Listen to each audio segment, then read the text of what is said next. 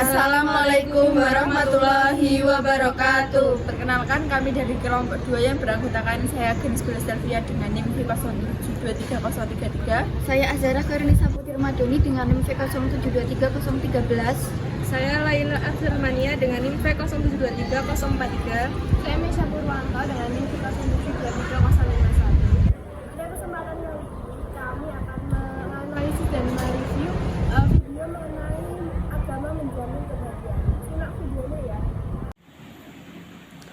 Bahagia itu apa sih?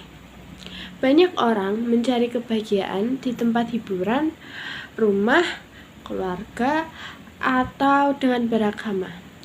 Kata Pak Ustadz, agama menjamin kebahagiaan, tapi masih banyak loh orang yang udah beragama tapi nggak bahagia.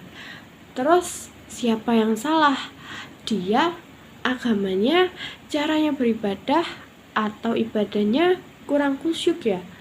Atau jangan-jangan emang bukan agama yang menjamin kebahagiaan? Atau orang itu nggak pantas buat bahagia? Ada ayat mengenai kejadian tersebut. Innamal mu'minuna alladzina idza dzukirallahu wajilat qulubuhum wa idza taulibat alaihim ayatuhu zadathum imanan wa ala rabbihim yatawakkalun. Orang mukmin itu kalau disebut nama Allah hatinya pasti akan bergemetar. Lalu kalau dibacakan Al-Quran hatinya menjadi bertambah imannya.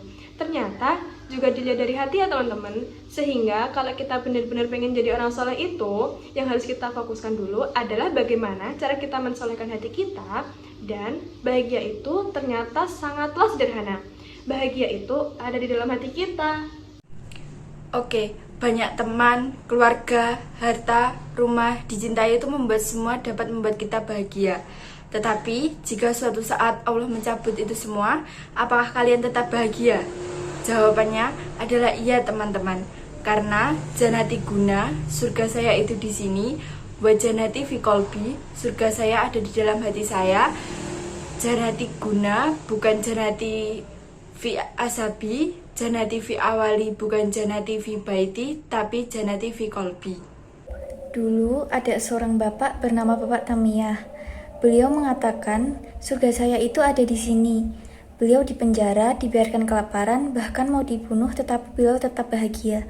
Karena mau bagaimana lagi, tidak ada cara yang membuat beliau sengsara kecuali menyengsarakan hatinya. Karena hati beliau itu sudah bahagia dengan cara dekat dengan Allah.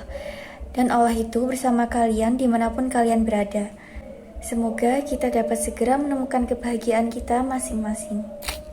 Konto studi kasus yang sering ditemui di lingkungan sekitar.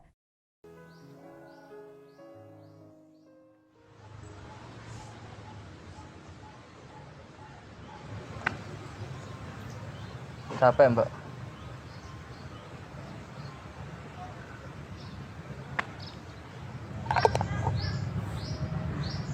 Capek banget, mana bete lagi hari ini. Emangnya bete kenapa mbak? Jadi kan hari ini jadwalnya upacara, aku pakai acara kesiangan pula. Udah gitu waktu upacara dihukum. Capek banget. Setelah masuk kelas, jadwal pelajarannya matematika. Gurunya cerewet, tugasnya banyak, harus selesai hari itu juga. Terus tuh tadi waktu di kantin, minumanku tumpah, kena kerudung ini. Jadi kotor gara-gara cowok tengil itu. Aku jadi sebel. Kalau gini terus aku jadi males deh sekolah. Sabar ya mbak.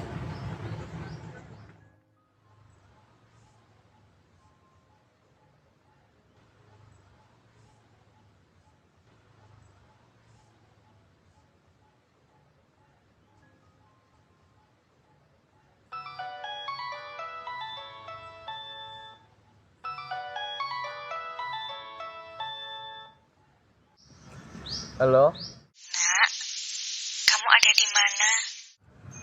Ini di rumah temen bu. Kamu gak ngintip di jendela sekolah lagi kan? Aku udah nggak ngintip di jendela sekolah lagi kok. Maafin ibu ya nak. ibu belum bisa sekolahin kamu lagi. Semoga di tahun depan ibu ada rezeki buat sekolahin kamu. Iya bu, nggak apa-apa. Ibu nggak usah mikirin sekolahku lagi.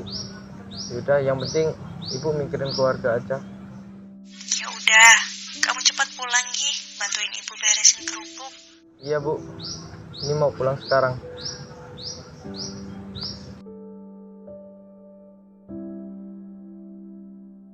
Kamu Mbak, saya pulang dulu mbak ya.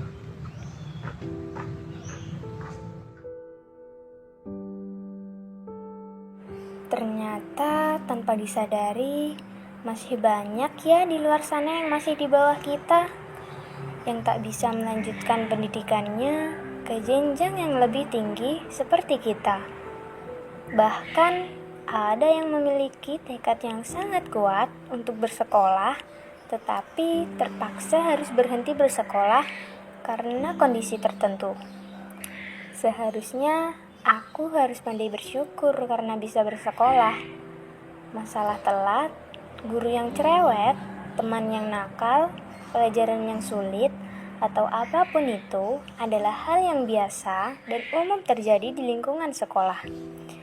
Sesekali kita boleh mengeluh, tetapi kita tidak boleh terus-terusan mengeluh. Aku sadar aku adalah pelajar, dan memang sudah menjadi kewajibanku untuk menuntut ilmu. Dan untuk kalian yang di luar sana yang masih bisa bersekolah, tetaplah semangat dalam belajar. Jangan sampai putus asa hanya gara-gara hal yang sepele. Karena pendidikan itu sangat penting untuk masa depan kita. Tetap fokus pada tujuan awal hingga kita dapat meraih apa yang kita cita-citakan. Berdasarkan hasil penelitian menunjukkan bahwa kebahagiaan adalah dambaan oleh setiap orang. Berbagai upaya dilakukan manusia untuk mendapatkan kebahagiaan. Kebahagiaan sejati adalah perpaduan antara iman, Islam, dan ihsan. Selain itu, untuk mencapai konsep kebahagiaan harus berlandaskan oleh agama. pada pembahasan ini didapatkan mengenai pentingnya arti agama pada kehidupan, serta konsep kebahagiaan yang hakiki. Bukan hanya kebahagiaan duniawi semata, tetapi juga kebahagiaan akhirat. Kebahagiaan tidak hanya terkait dengan uang ataupun kekayaan, tetapi kebahagiaan itu bisa dipengaruhi oleh agama.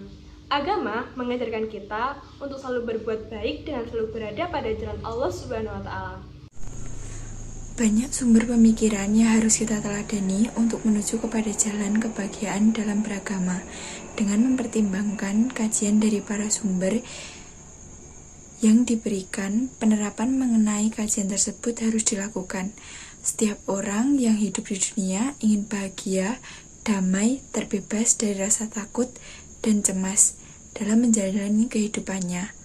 Bahkan tidak cukup di dunia saja, seorang muslim sejati mendambakan kebahagiaan di akhirat. Banyak sumber pemikiran yang harus kita teladani untuk menuju kepada jalan kebahagiaan dalam beragama. Dengan mempertimbangkan kajian dari para sumber yang diberikan, penerapan mengenai kajian tersebut yang harus dilakukan. Setiap orang yang hidup di dunia ingin bahagia, damai, terbebas dari rasa takut dan cemas dalam menjalani kehidupannya. Bahkan tidak cukup di dunia saja, seorang muslim sejati mendambakan kebahagiaan juga di akhirat. Sekian penjelasan dari kelompok kami. Bila ada salah kata mohon dimaafkan. Wassalamualaikum